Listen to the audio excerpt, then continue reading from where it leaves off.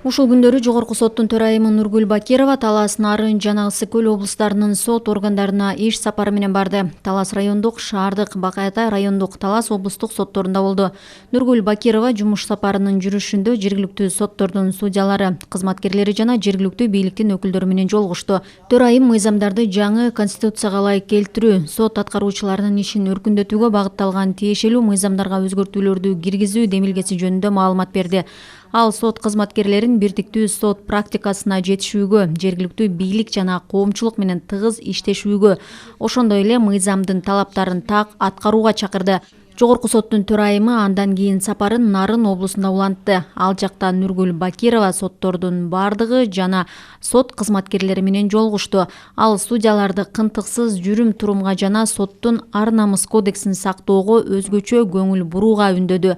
Төрайым жеке өзү 3 аймактын сот органдарынын материалдык техникалык жабдылышы жана актуалдуу көйгөйлөр менен таанышып, кызматкерлердин оюн укту. Ошондой эле Нургүл Бакирова ар бир сотто сот отурумунун иштеп жаткан аудио жана видео жазуу тутумдары, соттун автоматташтырылган маалымат тутуму менен да таанышты.